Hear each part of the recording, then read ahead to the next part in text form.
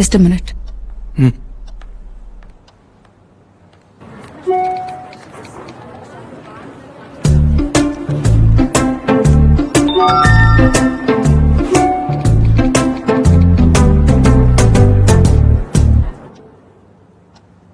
Parents ఏం చేస్తుంటారు? గంటకోసారి call చేసి ఏం చేస్తున్నావు అని అడుగుతుంటారు uncle. Mom runs a beauty parlour, father house husband.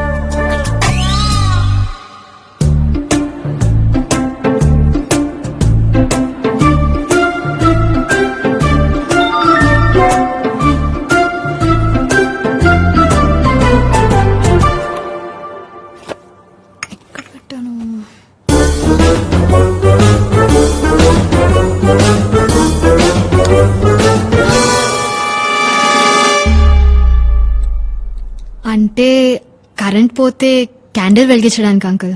Candles ఏవి? కరెంట్ పోలేదు కదా uncle. Maha, room is good but roommate is not good. వీలైనంత వరకు keep away from her.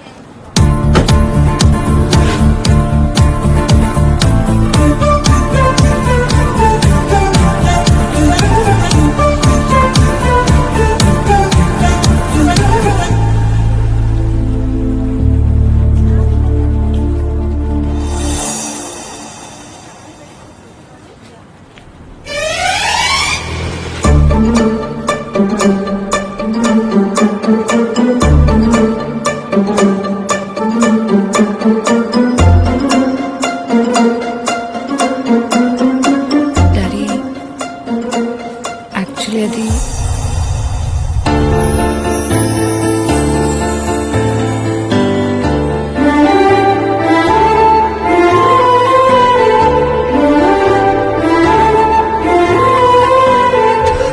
Shall we move?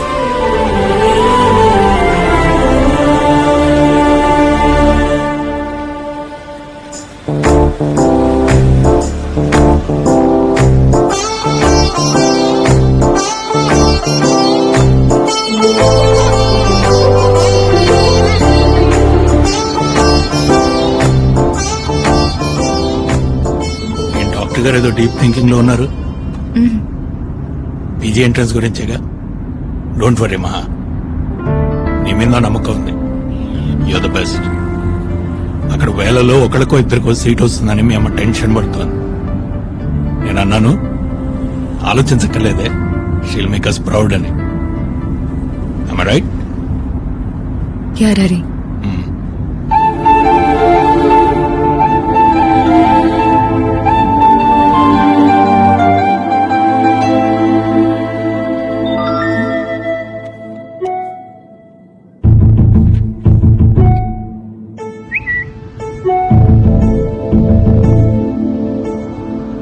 ఏంటి శ్రేయా ఘోషల్ సైలెంట్ గా ఉంది, వెళ్ళలేదా ఇంకా ఏఆర్ రెహమాన్ ని కలవడానికి?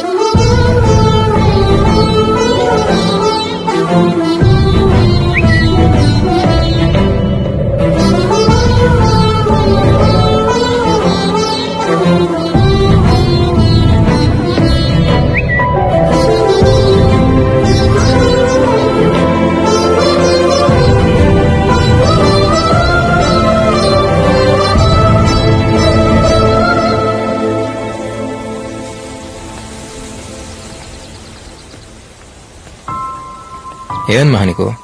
కాసేపు వస్తానంటావు, కాసేపు రానంటావు. ఎందుకంత కన్ఫ్యూజన్? నీకు రావాలనిపిస్తారా లేకపోతే లేదు? సింపుల్. నీకేదైనా సింపుల్లేలే, ఎందుకంటే నీకు నచ్చినట్టు నువ్వు ఉండగలుగుతున్నావు.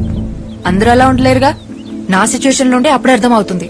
ఏయ్, ప్రాబ్లం ఏంటో చెప్పండి, నా మీద పడతావేంటి? లేకపోతే ఏంటి? నేను పుట్టగానే నా పేరేం పెట్టాలని ఆలోచించడానికంటే ముందే పేరుకు ముందు డాక్టర్ ఉండాల్సిందే అని ఫిక్స్ అయిపోయారు. అన్నప్రాసన రోజు అన్నిటితో పాటు స్టెథోస్కోప్ కూడా పెట్టిన ఫ్యామిలీ మాది. నా బ్యాడ్ లక్ కాకపోతే అన్నిటిని కాదని స్ట్రైట్ గా వెళ్లి స్టెథోస్కోప్ ని పట్టుకున్నానంట. కర్మ కర్మ. ఇంట్లో ఆల్మోస్ట్ అందరూ డాక్టర్లు, ఇంజనీర్లే. Thank you. వాళ్ళ అదృష్టం కొద్దీ సచిన్ టెండూల్కర్, సానియా మిర్జా మా ఫ్యామిలీలో పుట్టలేదు. పుట్టుంటేనా సచిన్ ని ఇంజనీర్, సానియా మిర్జాని డాక్టర్ చేసేసిండే వాళ్ళు మా వాళ్ళు. వాళ్ళకి కావాల్సింది నేను డాక్టర్ అయి పేషెంట్ చేపట్టుకోవడం. కానీ సింగర్ అయి చేతో మైక్ పట్టుకుని ఒక్కసారైనా పాడాలన్నది నా కల అభి. వాళ్ళకి నచ్చినట్టు నా లైఫ్ ఉండాలనుకోవడం తప్పనట్లేదు. బట్ బతికే నాకు నా లైఫ్ నచ్చాలిగా. Sometimes I hate myself. ఇంతకు ముందుకి ఇప్పటికి ఒకటే తేడా. ఇదివరకు ఇలాంటి సిచ్యువేషన్ వచ్చినప్పుడు నాలో నేనే అనేసుకుని నన్ను నేనే తిట్టేసుకుని సైలెంట్గా ఉండిపోయేదాన్ని. ఇప్పుడు చెప్పుకోవడానికి నువ్వు దొరికావు అంతే. నాకు మ్యూజిక్ కి రాసి పెట్టలేదు అభి. వదిలే. పద. ఇక్కడికి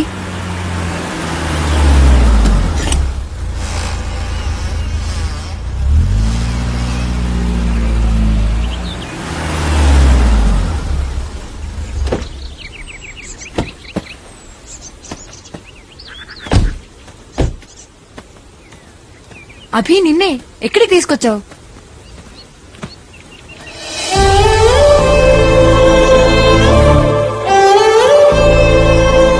ఆరేళ్ళనుకోండి మహా నాకప్పుడు అమ్మ చనిపోయింది. చనిపోవడం అంటే ఏంటో కూడా సరిగ్గా తెలియదు. ఎక్కువ ఏడిస్తే తిరిగి వచ్చేస్తామని తెలియదు తను. ఎప్పుడు బాధ అనిపించినా ఇక్కడికి వచ్చి ఏడ్చేవాడిని. అప్పుడు వచ్చాడు మహావాడు. నాకు వాడికి పెద్ద పరిచయం కూడా లేదు. నా బాధను అర్థం చేసుకునేంత వయసు కూడా కాదు వాడిది. జస్ట్ ఫ్రెండ్ అంతే. ఏడుస్తున్న నా దగ్గరికి వచ్చి నన్ను చూసి నా చేయి పట్టుకుని అప్పుడు దాకున్న బాధలోంచి బయటికి తీసుకొచ్చాడు.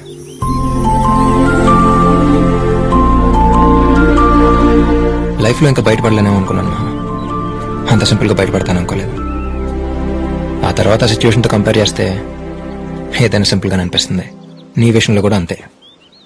డాక్టర్ అంటే 24 గంటలు హాస్పిటల్లో ఉండక్కర్లేదుగా. రోజుకి 8 hours అంతే. నీకు నచ్చినట్టు నువ్వు ఉండు. Lifes all about balancing Maha. అవును, ఇందాకేమన్నావు? ఐ హేట్ మై సెల్ఫా. మనమే మనల్ని ప్రేమించలేనప్పుడు ఈ ప్రపంచంలో ఎవరు మనం ప్రేమించరు మహా. అయినా ఛాన్స్ వచ్చినంత మాత్రాన్ని అందరూ సచిన్లు సాన్యాలు అయిపోరుగా. ఒకసారి పాడతానే కదా తెలిసేది మంది వాయిసా నాయిసా అని. నాయిసా? ఏమనుకుంటున్నావు నువ్వు? బాత్రూమ్ లో నేను పాడేటప్పుడు వచ్చి వింటే తెలుస్తుంది నా టాలెంట్ ఏంటో. నీ టాలెంట్ తెలియడం కోసం మరి బాత్రూమ్ దాకా వస్తే బాగుండదు అమ్మా.